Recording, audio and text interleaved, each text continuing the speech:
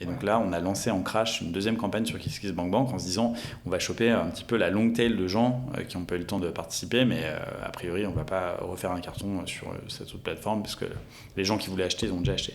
Et en fait, là, en partie grâce à une vidéo brute qui a été ultra virale, qui a été vue plusieurs millions de fois, le truc repart à pleine balle et on fait encore mieux en fait sur KissKissBankBank que sur Ulule.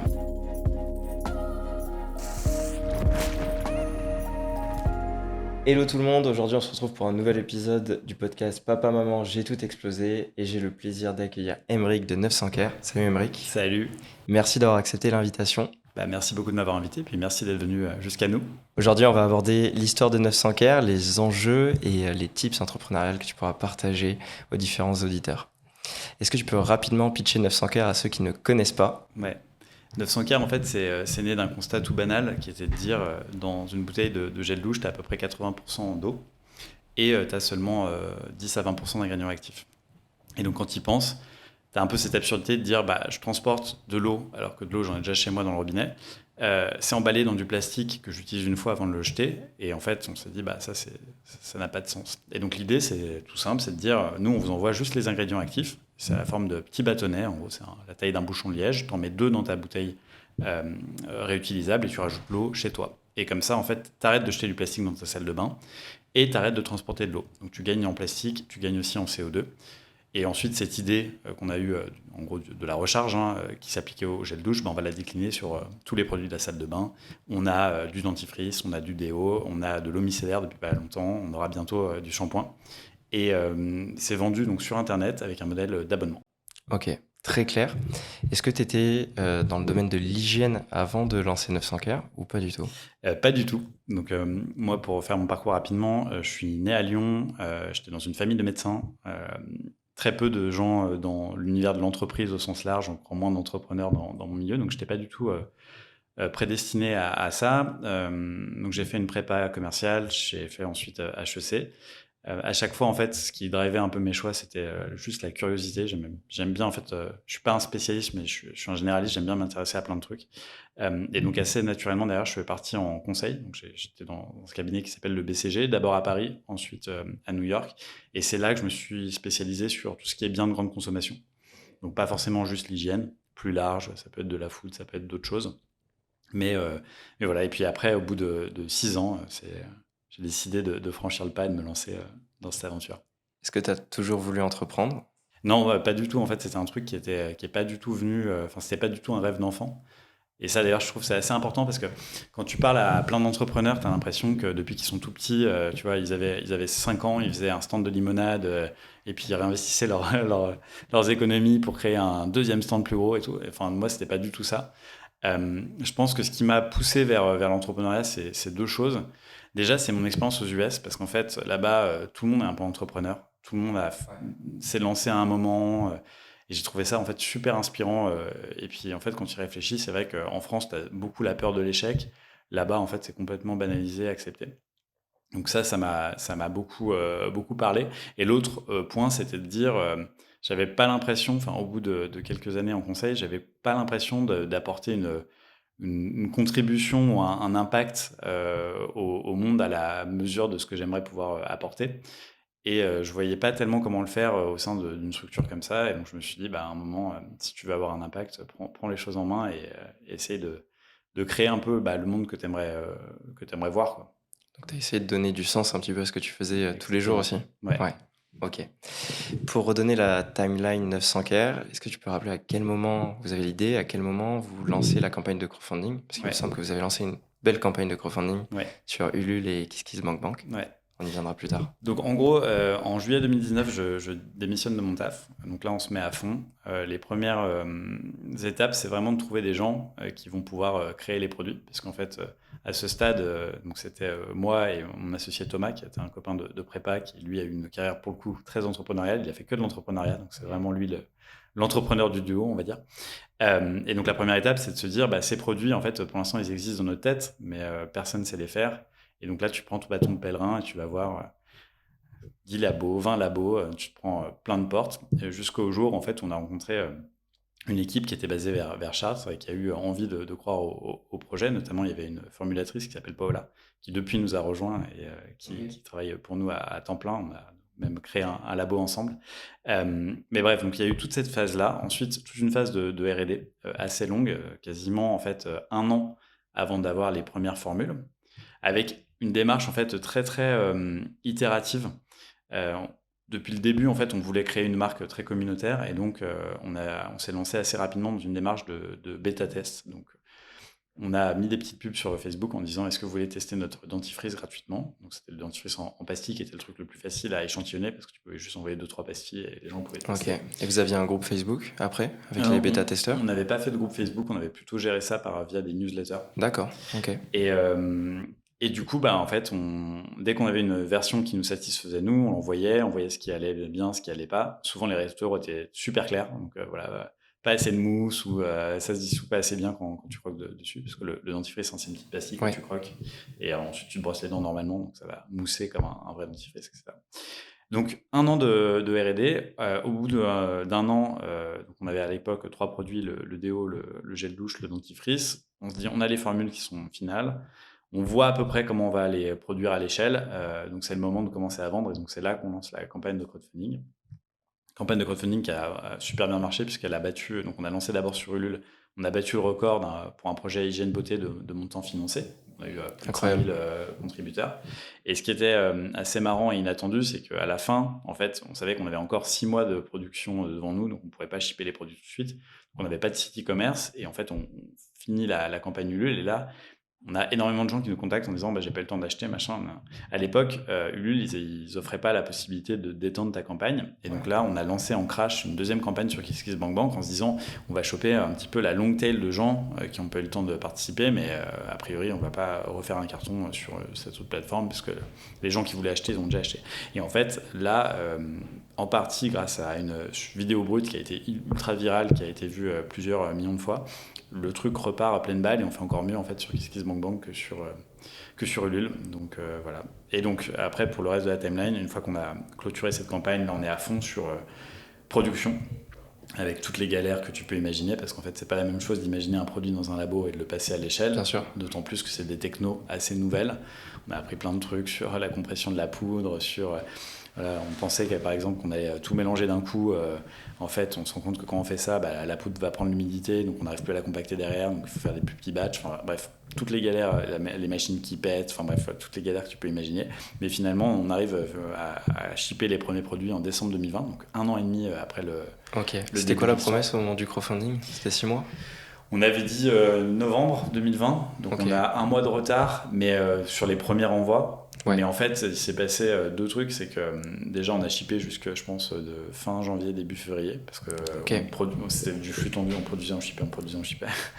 Et le deuxième truc, c'est qu'il y a un produit, le déo, où en fait on s'est planté sur une étape de conception, pas sur le produit, mais sur le flacon. En gros, donc le déo, c'est un déo rechargeable, tu gardes l'étui s'ouvre au milieu et permet d'insérer des recharges. Ouais. Et ensuite, on voulait avoir un mécanisme qui permette de faire monter et descendre le déo. Parce que l'idée, c'est de comme un lipstick. Voilà, okay. tu gardes le confort d'utilisation d'un déo stick classique. Ouais. Et donc, au début, on avait justement cette idée un peu comme un lipstick de dire tu vas le pousser avec ton pouce. Donc, ça va se rendre. Et en fait, ça, quand on l'a conçu, on se disait ça va marcher. En fait, avec les frottements du déo dans son étui en carton, c'était impossible. Les gens se pétaient les doigts dans les trucs. Et donc, on s'est dit, en fait, on va pas shipper ce produit, on va attendre. Donc, on a communiqué de manière très transparente à la communauté en disant voilà, on s'est planté sur tel truc, on a une solution. Donc, on est passé à un modèle de molette. Donc, maintenant, en bas du déo, il y a une petite molette que tu tournes et qui permet de monter et descendre, qui marche beaucoup mieux, mais ça a remis 6 mois là après. Donc en gros, on a tenu à peu près les délais à quelques mois près pour gel douche dentifrice, on a pris 6 mois dans la vue pour le déo. Mais en fait, on a appris un truc là-dedans, c'est que surtout quand tu es une jeune marque, les gens ils sont prêts à pardonner beaucoup de choses du moment que tu les prends pas pour des cons et que tu expliques. Ouais, et en fait, ce truc de l'ultra-transparence, c'était vraiment une belle leçon parce que c'est sûr que quand tu as fait avec Ulule plus KissKissBankBank, c'est plus de 10 000 personnes qui avaient précommander nos produits, et c'est sûr que quand tu te dis putain je vais avoir du retard, il y a un produit qui va pas sortir à temps, machin, c'est un peu de pression, des sueurs froides quoi. Et en fait là on a juste raconté tout ce qui nous arrivait et ça a super bien marché, et ça crée vraiment un attachement à la marque qui est hyper fort. Ok, donc ça a même aidé sur la communication d'heures de Ouais, retard, en définitive. ouais. Mais ça, tu vois, je pense que c'est un truc qui est hyper important dans la démarche entrepreneuriale, c'est de dire comment est-ce que tu vois chaque situation qui se présente à toi et tu essaies d'en tirer le maximum. Ouais. Et tout n'est... C'est un truc qui peut, au départ, être un problème comme un retard de livraison, bah, c'est peut-être une occasion de faire un temps fort de communication où tu vas... Après, bien sûr, il y a des gens qui seront pas contents parce que t'as pas livré sur ta promesse. Et bien sûr que c'est mieux de livrer à temps tes produits. Mais je pense que c'est vraiment ça dans la démarche entrepreneuriale, de se dire comment est-ce que je tire le maximum de chaque situation qui se présente à moi et comment est-ce que j'essaie de voir des opportunités là où plein de gens pourraient voir juste des problèmes, quoi. Après, l'avantage, c'est que sur les plateformes de crowdfunding, les gens sont aussi habitués à avoir du retard s'ils achètent dessus de manière récurrente. Ils savent que ça se passe pas toujours comme prévu. C'est ça, mais en fait, quand tu as une campagne de crowdfunding comme la nôtre qui a très bien marché, ça veut aussi dire que tu as drivé des gens qui n'étaient pas habitués au crowdfunding. Ok. Les gens viennent pas tous du LUL. Ouais. En fait, c'est beaucoup toi qui drive avec la communauté que tu as créée, machin. Et donc, les gens ne sont pas non plus hyper habitués. Il y a plein de gens qui ne comprenaient pas pourquoi ils devaient attendre aussi longtemps pour recevoir les produits. Ouais, donc il y a un petit peu d'éducation à faire au moment du crowdfunding. Ok. Donc après le Mhm. crowdfunding, site internet, Voilà. c'était toujours voulu de vendre online?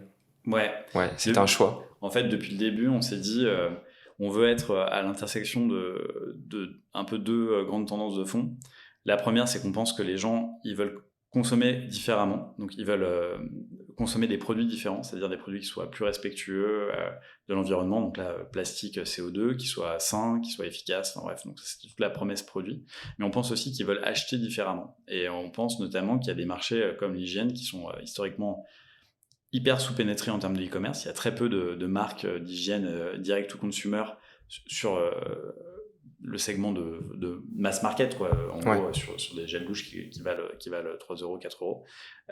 Et nous, on s'est dit, il y a vraiment une opportunité de faire un truc là-dessus. Les marques historiques sont très intermédiaires.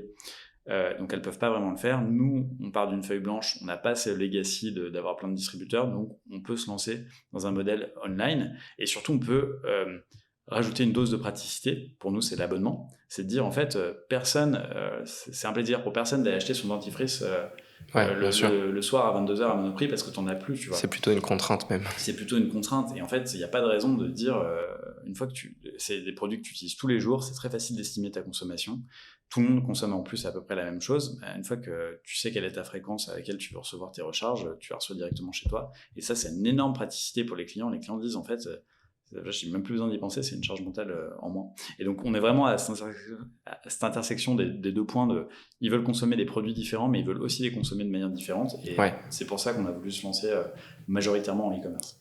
Et d'où l'idée de l'abonnement, qui, il me semble, vous êtes la seule marque qui ne fait que de l'abonnement. Dans l'hygiène. Dans l'hygiène, je pense que oui. Dans l'hygiène, c'est assez rare de faire que de l'abonnement. Et c'est intéressant d'avoir la réflexion de se lancer en e-commerce. Alors, je ne sais pas si en amont, c'était déjà l'idée de l'abonnement ou si c'est venu pendant le développement, mais d'arriver avec des produits qui valent moins de 10 euros en ligne, en sachant qu'il y a des coûts d'acquisition qui viennent manger la marge, les coûts d'expédition, etc. C'est pas quelque chose qui vous faisait peur au début? En fait, non, parce que tout a été pensé.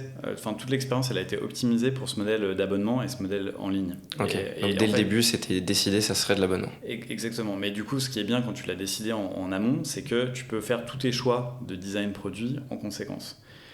Typiquement, plusieurs trucs un peu structurants pour nous. Une des raisons, au-delà de l'intermédiation et le fait que les grosses marques passent toutes par des distributeurs et que c'est donc compliqué d'avoir un canal un peu concurrent à tes clients en lançant ton propre site, l'autre barrière au e-commerce sur le marché de l'hygiène, c'est le ratio entre la valeur unitaire et le poids des produits. Donc en gros, c'est des produits qui valent pas cher et qui sont très lourds parce qu'ils sont pleins d'eau. Nous, en enlevant l'eau de nos produits, en n'envoyant que les ingrédients actifs, on envoyait des trucs qui pèsent 10 fois moins et donc ça coûte beaucoup moins cher à expédier. Et donc déjà, tu as un hack là-dessus sur le poids. Le deuxième hack, c'est que c'est un hack de volume. C'est qu'une fois que tu as enlevé l'eau, non seulement ça pèse moins lourd, mais surtout ça prend moins de place. Et donc on peut faire passer toutes nos recharges dans des boîtes qui font moins de 3 cm de hauteur. Et ça te permet de le livrer en boîte aux lettres. En boîte aux lettres. Et donc tu passes par le réseau de la Poste, c'est le facteur qui va le livrer. Donc en plus c'est plus écolo. Mais c'est plus écolo, ça coûte moins cher, c'est plus pratique pour les clients parce que les clients ils n'ont pas à attendre un livreur ou aller chercher le truc à la Poste ou en point relais. Donc en fait, en gros, depuis le début, on a réfléchi à ça pour que toute l'expérience soit optimisé autour du e-commerce. Ouais, ok. Et donc vous lancez le site internet après. Il y a une levée de fonds qui arrive combien de temps après le site internet? Donc on lance le site internet. Quelques mois après, on est référencé aussi chez Monoprix, donc dans plus de 100 Monoprix. C'était aussi une façon de se dire, il y a des gens qui sont encore réfractaires à l'achat online, donc allons voir si ces gens-là, on peut les capter via d'autres canaux. C'est une façon pour eux de tester le produit et de revenir online acheter l'abonnement. Ouais. Et dans les faits, c'est pas forcément ce qui se passe. En fait, les gens sont très loyaux au canal où ils ont découvert le produit. Et en fait, porté par à la fois les résultats business, la campagne de crowdfunding record, le lancement du site, le lancement Monoprix, et à la fois par les tendances de fond en termes de business plus éco-responsable, etc. On part en levée de fonds en se disant là, c'est le moment d'accélérer, et on a réussi à faire une très belle levée puisqu'on lève 10 millions Incroyable. Après un crowdfunding exceptionnel, une belle levée de fonds. Et donc belle levée de fonds, surtout pour une marque aussi jeune et surtout pour du consumer, c'est des chiffres limite de SaaS. Ouais. Mais en fait, ce qui, je pense, a séduit nos investisseurs au-delà de la mission, l'impact qui est de plus en plus important pour les investisseurs. Et d'ailleurs, on a un fonds d'impact qui s'appelle Founders Future for Good dans notre capital. Ok. Mais au-delà de ça, je pense que ce qui les a aussi séduits, c'est cette logique de dire je vais amener de la récurrence dans un modèle e-commerce classique, ce qui est un énorme problème pour pas mal de boîtes. Si tu es un e-commerçant classique qui n'a pas d'abonnement, le 1er janvier, tu pars de zéro et tu dois refaire toutes tes ventes. Ouais. Quand tu es quelqu'un qui vend de l'abonnement, le 1er janvier, tu sais que tu as X 1000 clients qui sont déjà embarqués et sur qui tu vas pouvoir compter. C'est un fonctionnement de MRR qu'on retrouve en agence, par exemple. C'est exactement ça. Donc ça donne de la stabilité et surtout du prévisionnel pour la boîte. Ouais, de la stabilité, du prévisionnel en termes d'opération aussi, hyper important. Et ouais, non, c'est un modèle qui est hyper vertueux parce qu'en plus, c'est un modèle qui ne marche que si les clients sont contents. Donc en fait, ça te force aussi à être hyper exigeant sur la qualité de tes produits puisque l'abonnement, ça marche que si les gens ne se désabonnent pas. Et nous, c'est jamais...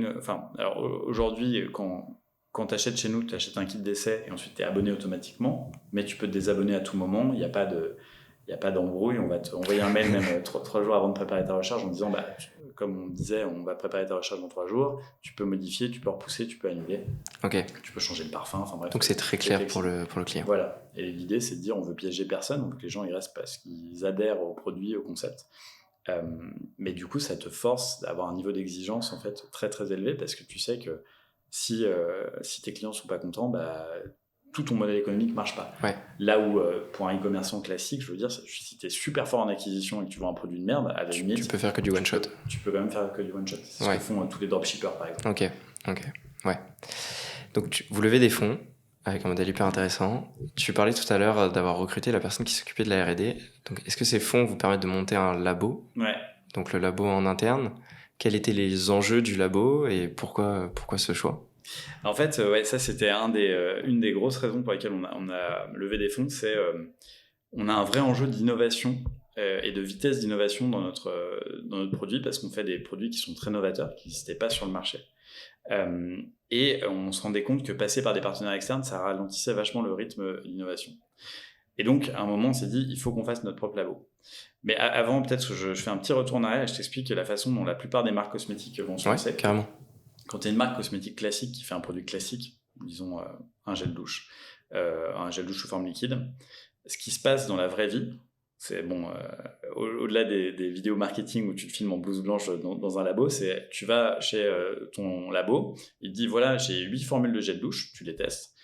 Tu dis j'aime bien celle-là, j'aime bien la texture machin. Tu vas lui dire ok, mais en fait moi j'aimerais bien mettre un extrait de je sais pas quoi, donc ça c'est 0,01% de la formule, et puis changer le parfum. Le mec il te dit ok, ça va coûter 5000 balles et ça prend 3 mois parce qu'en fait c'est des modifications mineures. Donc au bout de 3 mois tu as ton produit. Là il va te dire ensuite tiens, choisis tes flacons parmi tous ces standards. Tu dis j'aime bien celui-là et tu vas coller ton étiquette et c'est fait. Et en 3 mois en fait tu as lancé un produit. Okay. Nous c'est pas du tout la démarche parce qu'en fait déjà philosophiquement on n'a pas envie de vendre un truc purement marketing qui existe déjà parce qu'en fait souvent ces formules en gros c'est des formules que tu vas retrouver chez les marques de distributeurs par exemple, enfin en tout cas c'est le business de ces producteurs, c'est de vendre ces formules à à plein de gens. Donc Ouais, en fait, au plus grand monde, forcément. Déjà, et souvent, les marques qui se lancent, elles le vendent à un prix un peu plus cher parce qu'elles rajoutent une couche d'histoire marketing, mais sans fondement forcément. Sans vraie proposition de valeur produit. Donc déjà, nous, philosophiquement, ça ne nous intéressait pas de faire ça, mais en plus, le concept était tellement novateur qu'on partait de toute façon d'une feuille blanche. Donc on avait besoin de créer nos formules. Et donc, on crée une première version, enfin des premières versions avec ce partenaire externe, mais au bout d'un moment, on se dit, en fait, c'est très nouveau, on a des retours clients tous les jours d'idées pour améliorer, sur la mousse, sur la texture, sur le machin, sur le truc, sur les parfums, et on est bloqué par les temps de développement quand on externalise, et donc on s'est dit, on rapatrie toute la R&D chez nous. Donc on a pris très concrètement, là, ce que tu vois derrière moi, on a pris 2 salles de réunion, on a mis du carrelage, on a acheté des machines, et maintenant on a 3 personnes, dont Paola, qui formule toute la journée toutes nos innovations et qui permettent en fait d'avoir des boucles de retour très rapides avec nos clients. Ça vous fait gagner en flexibilité hyper rapidement comparé à des concurrents qui sont obligés d'externaliser et mettre des mois de développement. C'est ça. Donc ça réduit nos coûts, ça permet de gagner en flexibilité et surtout ça permet d'avoir cette approche de co-construction, c'est-à-dire que à chaque fois qu'on lance un nouveau produit, on va le faire tester 2, 3, 4 fois par des groupes de bêta-testeurs pour qu'ils nous donnent leur retour et qu'on améliore la formule. Okay. Et l'idée, c'est vraiment de s'inspirer du logiciel, où si je prends l'exemple de Facebook, ils sont en permanence en train de faire des petites releases. Ils ne font pas un gros one-shot où ils modifient tout, mais en permanence, ils vont améliorer leurs produits. Et ben nous, c'est un peu la démarche qu'on a envie d'avoir, c'est de se dire, à la limite, chaque batch de production, la formule a un petit peu changé parce qu'on veut l'améliorer. Alors, c'est pas tout à fait possible parce qu'il y a quand même des délais réglementaires avant de mettre des nouvelles formules sur le marché. Donc, on peut pas le faire à chaque batch, mais en tout cas, on a la volonté d'améliorer vraiment en continu et de faire du développement continu sur nos formules. Ouais. Et je suppose qu'il y a aussi un volet juridique, ça vous permet de faire des formules qui ne seront pas revendues à des concurrents, en définitive. Exactement. Ça, c'est l'autre gros aspect, c'est que, alors, en général, un producteur peut pas faire exactement la même formule. Ok, mais il peut s'en inspirer. Formule, mais il peut changer un ingrédient et c'est plus la même formule. D'accord, ok. Donc c'est vrai qu'en fait, dès que la R&D est pas faite chez toi, c'est très très difficile de se protéger contre des gens qui feraient une formule marginalement différente de la tienne. Donc déjà, en ayant la R&D en interne, ça te permet d'avoir beaucoup plus de contrôle. Après, pour être tout à fait honnête, ce qui se passe dans la cosmétique, à la différence par exemple de la lessive, c'est que tu es obligé de publier ta liste d'ingrédients. Donc, tu as ta liste d'ingrédients, ça s'appelle la liste INCI. Ils sont classés par ordre décroissant, en fonction du pourcentage dans la formule. Donc, c'est un peu comme si tu fais une recette de cuisine, on te donne tous les ingrédients et leurs proportions relatives. Bah, si tu as un chef qui est un peu doué, il réussira à refaire la même recette. Donc, c'est quand même difficile de se protéger, mais c'est vrai que c'est quand même une barrière de l'avoir en interne versus que le savoir soit déjà chez quelqu'un qui peut le revendre. Ouais, bon, ça n'empêchera jamais quelqu'un de le refaire s'il a envie de le refaire en tout cas. Et ça permet aussi aux consommateurs de voir qu'il y a des produits qui sont bons pour le corps, en définitive, et que c'est pas juste du marketing, comme tu le disais tout à l'heure. En montant une boîte à impact comme 900Care, je suppose qu'il y a pas mal d'enjeux, pas mal de problématiques. Est-ce que tu as en tête un enjeu principal quand vous aviez lancé au tout début 900Care ? Donc nous, au tout départ, l'enjeu c'était vraiment la problématique du plastique à usage unique qui était quelque chose qui nous touchait beaucoup et on voyait vraiment beaucoup d'absurdité de dire des trucs. Enfin, si tu reprends un peu l'histoire de comment c'est fabriqué le plastique, c'est quand même assez dingue. C'est de se dire, en fait, à la base du plastique, c'est les dinosaures qui vivaient il y a des millions d'années, qui sont morts, qui ont été recouverts par des sédiments, couche de sédiments, couche de sédiments, couche de sédiments. Tu as, avec le temps, de plus en plus de pression qui font que toutes ces masses organiques se sont transformées en pétrole. Ensuite, tu as des mecs qui sont allés créer des machines pour extraire le pétrole. Le pétrole, il a voyagé à l'autre bout du monde. On l'a transformé en espèce de petits granulés de plastique. On les a fait fondre, on les a transformés en bouteilles. On les a refait voyager à l'autre bout du monde. On les a remplis de shampoing. On les refait voyager jusqu'à ton supermarché. Tu t'achètes ton shampoing ou ton gel douche. Et ça, tu vas l'utiliser une fois et tu vas le jeter. Et en fait, le truc est... Enfin, quand tu te dis ça, tu te dis, mais ça n'a vraiment aucun sens. Et donc c'était vraiment ça le point de départ. Après, l'autre truc qu'on avait anticipé conceptuellement, mais on ne se rendait pas compte à quel point c'était important, c'est les économies de CO2. Donc sur le plastique, une famille qui adopte notre gamme actuelle, elle économise à peu près 5 kg de plastique par an. de Ok. déchets plastiques par an. Ce qui est énorme en définitive si Oui. on rapporte au nombre d'utilisateurs potentiels de 900K. Exactement. Et en fait, 5 kilos, ça rend pas vraiment hommage à la quantité de plastique que c'est, parce que une des caractéristiques du plastique, c'est d'être très léger. Donc en fait, Ouais. 5 kilos, ça représente vraiment beaucoup de volume. Et ça, c'est un chiffre qu'on a fait calculé par un cabinet indépendant. Ok. Et l'autre chose qu'on a faite, c'est du coup se dire mais combien on économise en émissions de carbone. Parce qu'en produisant localement, tout est fait en France, en transportant pas d'eau et en passant par la poste, en fait, il y a quand même des vrais bénéfices. Ce même cabinet a estimé qu'en moyenne sur notre gamme, on économise 5 fois, on génère 5 fois moins de CO2 que des produits équivalents qui iraient acheter en grande surface. Sur certains produits comme le gel douche ou l'eau micellaire, où là la proportion d'eau est très importante, c'est jusqu'à 7 fois moins. Ok. Et c'est contre-intuitif un peu parce que les gens te disent oui mais c'est du e-commerce donc tu te fais livrer. En fait ce qu'il faut bien ce dont il faut se rendre compte, c'est que quand tu vas acheter ton truc en supermarché, Il a été livré.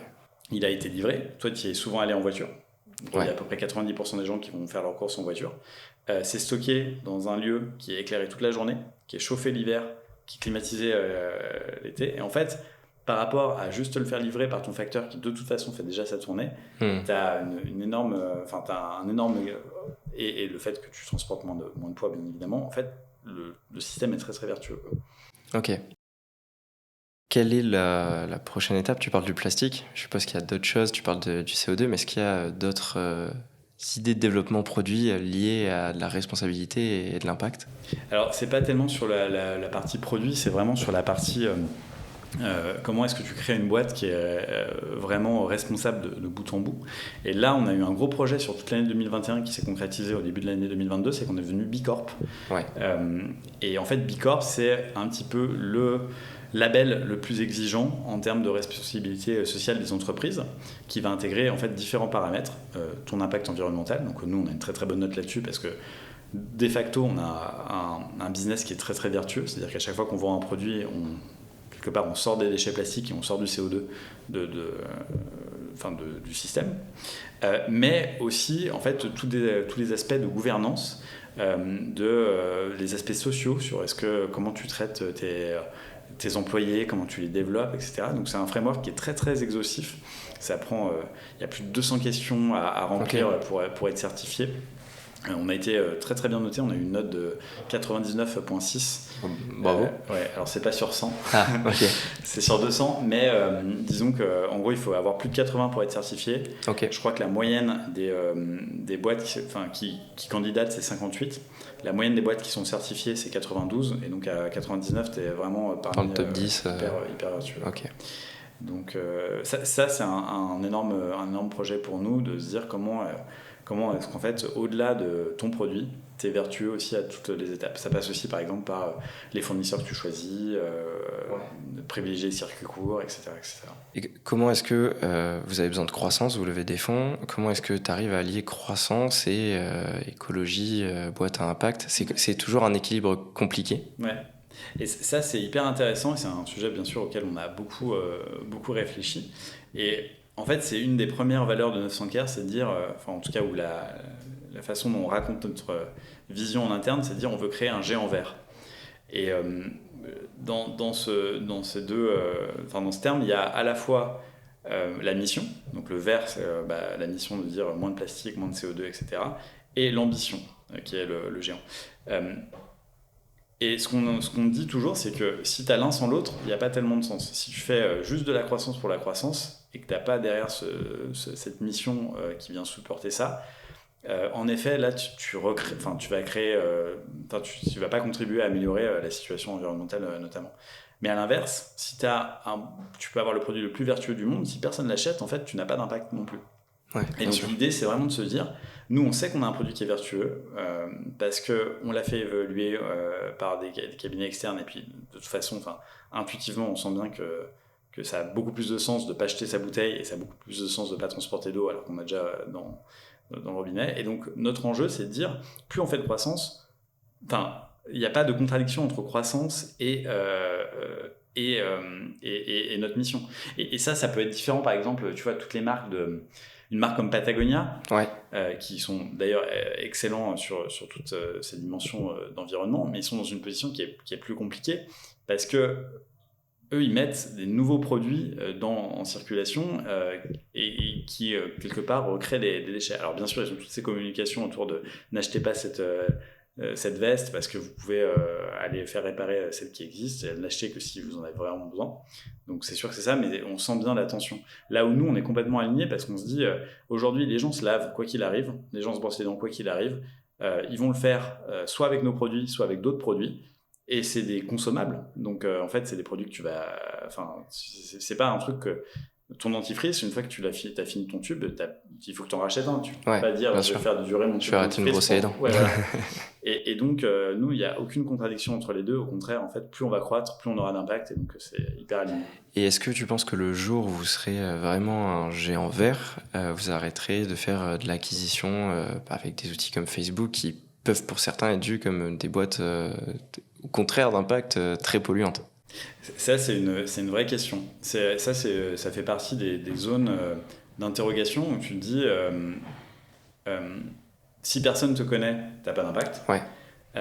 Mais du coup, l'outil pour te faire connaître est peut-être pas très vertueux. Alors, il y a l'impact environnemental. Je pense aussi que Facebook, en particulier, ça a aussi un impact social qui est très négatif. Enfin, en gros, déjà parce que les gens passent des heures sur leurs écrans. Et moi, c'est un sujet qui personnellement m'angoisse beaucoup. Donc c'est vrai qu'il y a quand même cette contradiction-là. La réalité, c'est qu'aujourd'hui, en fait, le bouche à oreille ne permet pas de scaler à la vitesse où on veut scaler. Ouais. Demain, j'espère que ce sera le cas. Et on a un énorme focus sur comment est-ce qu'on transforme nos clients en véritable ambassadeur de la marque. Et demain, moi, ma marque idéale, c'est une marque où je dépense 0 € en marketing et où la croissance vient de mes clients. Et aujourd'hui, on est trop petit, on n'est pas encore assez connu. Donc ça passe forcément par de l'acquisition. Ça passe par de l'acquisition. Ok, hyper intéressant. On est sur la fin du podcast, j'ai pas envie qu'il dure trop longtemps. J'ai quelques questions de fin. Est-ce que tu as souvenir d'un conseil entrepreneurial qu'on t'a donné avant 900Care, pendant 900Care, alors en tout cas le meilleur conseil que tu as reçu et que tu pourrais partager aux internautes? Ouais, je pense que c'est pas un conseil qu'on m'a donné en direct, mais c'est un truc du Y Combinator, un des commandements du Y Combinator qui est de dire « do things that don't scale ». Et ça, je trouve que c'est le plus important parce que souvent, en fait, les gens vont quand tu lances un truc, tu vas te bloquer parce que tu vas te dire en fait ça je vais pas pouvoir le faire à l'échelle et tu vas tout de suite réfléchir au problème avant même de savoir si l'idée en soi est bonne. Et en fait, ce qu'on essaie d'insuffler à l'équipe, c'est de dire réfléchissez pas à comment est-ce qu'on va faire ça d'un point de vue opérationnel. La première chose à savoir, c'est est-ce que les gens ils ont envie de tel produit, est-ce qu'ils ont envie de ça, et faites en sorte de trouver la réponse à ça le plus rapidement possible. Et même si ça veut dire aller à la sortie d'un supermarché parler à des gens ou faites-le. On sait que demain, on ne pourra pas avoir un modèle de croissance qui est basé sur des gens qui sont à la sortie de supermarché, mais en fait, ça peut te donner ton insight dont tu as besoin de manière urgente beaucoup plus rapidement que d'avoir créé tout ton modèle d'acquisition sur un produit qui ne marche pas, quoi. Ouais. Donc ça, c'est, je pense, le conseil le plus important, c'est comment est-ce que tu... C'est un bouquin que j'aime beaucoup, c'est de Lean Startup, où ils expliquent très bien ça, de dire en fait une startup c'est pas une machine à faire du chiffre d'affaires, c'est une machine à prouver des hypothèses.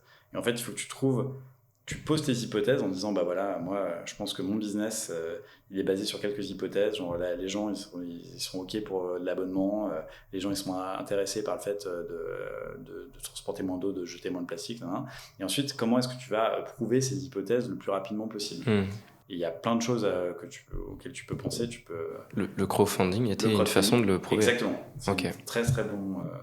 Et c'est exactement ça, c'est le crowdfunding, c'est t'as pas encore ton produit fini, mais t'as un test de marché hyper tôt qui valide ton hypothèse à moins de risques, parce que même si ça valide pas, en tout cas tu t'es pas engagé et t'as pas pris trop de risques. Exactement, donc ça c'est un super bon exemple. Ok. Est-ce que tu as en tête 3 outils que tu utilises le plus et qui t'aident dans la gestion de 900Care? Mon outil préféré, je pense que c'est Klaviyo. Ok. Donc Klaviyo, pour les personnes qui ne connaissent pas, c'est un outil de mailing. Donc c'est l'outil qui te permet d'envoyer tes mails, qui est connecté à ton Shopify, qui est l'outil pour notre site e-commerce qu'on utilise, et qui est extrêmement puissant parce qu'il permet de faire plusieurs choses. D'une part, segmenter ta base de manière hyper facile. Donc tu peux dire, je veux créer un segment avec les gens qui ont acheté du gel douche mais qui n'ont pas acheté de dentifrice et qui sont venus 3 fois sur mon site sans rien acheter. Et ben eux, tu vas pouvoir leur pousser un mail en disant, ah, on a l'impression que vous aimez bien notre dentifrice, et ben voilà un code promo pour essayer notre dentifrice. Donc ça, tu as toute la segmentation de ta base qui est hyper intéressante. Et l'autre chose qui est hyper intéressante, c'est toutes les automations, ce qu'ils appellent les flows, c'est-à-dire des séquences d'emails automatiques quand un client va faire une action précise. La plus connue, c'est les séquences d'abandon de panier. Donc, quelqu'un arrive, il va jusqu'à remplir ses infos, mais il ne paye pas. Bah, tu lui renvoies un truc en disant « Ah, tu as oublié un truc dans ton panier ». Mais en fait, avec ces automations, tu peux créer des scénarios très, très complexes en fonction de qu'est-ce qu'il avait mis dans son panier ou pas. Quand il a acheté tel produit, lui envoyer une séquence d'email X. Quand il fait telle action, le faire passer dans une autre branche. Et en fait, avec Klaviyo, c'est fait de manière hyper simple. Donc ça, c'est celui que j'utilise le plus. Ok, j'avais notamment fait une vidéo sur Klaviyo parce que c'est un outil qu'on adore aussi. Ah ouais, c'est fantastique. Et après, plus rapidement, les outils que je vais utiliser le plus au quotidien, c'est... nous, on fait beaucoup d'acquisitions sur Facebook. Donc, le Ads Manager de Facebook, c'est un outil que je trouve beaucoup pas très bien fait, mais il y a souvent des bugs en plus. qui est globalement indispensable. Et l'outil dont je suis hyper fan, pour le coup, c'est pas un outil e-commerce, c'est un outil de productivité personnelle. C'est Superhuman. C'est un mailing, un plugin sur Gmail, en fait, qui vient transformer ton Gmail pour le rendre hyper intuitif. Tout se fait au clavier. T'as que des raccourcis et en fait, ça te permet d'atteindre le Graal de l'inbox 0 beaucoup plus facilement. Il va falloir que je m'y mette parce que j'ai fait un podcast avec Benoît de Bonnegueule qui est d'ailleurs disponible. C'est son outil préféré. Incroyable. Donc il va falloir que je teste en tout cas. C'est génial. Et pour la dernière question, on a l'habitude de demander aux invités quel est l'objet qui symbolise le plus l'histoire de 900Care ou 900Care à l'instant T. Je pense que à chaque fois, sur les boîtes de produits, c'est toujours les produits de la boîte, mais je pense que notre produit le plus emblématique, en tout cas celui qui explique le mieux pourquoi 900Care existe, c'est notre gel douche. Donc voilà, c'est cette petite bouteille réutilisable et ce bâtonnet d'ingrédients actifs. Et donc, on met le bâtonnet dans la bouteille, on rajoute de l'eau, ça recrée un gel douche. Et ça, c'est je pense pour le coup, en 30 secondes, tu as encapsulé toute la promesse de 900Care. Merci beaucoup Émeric d'avoir partagé ton histoire et les différents tips de 900Care. Et puis j'espère qu'on pourra se retrouver peut-être dans un autre épisode pour aborder un autre sujet. Avec grand plaisir, merci beaucoup. Ciao. Salut.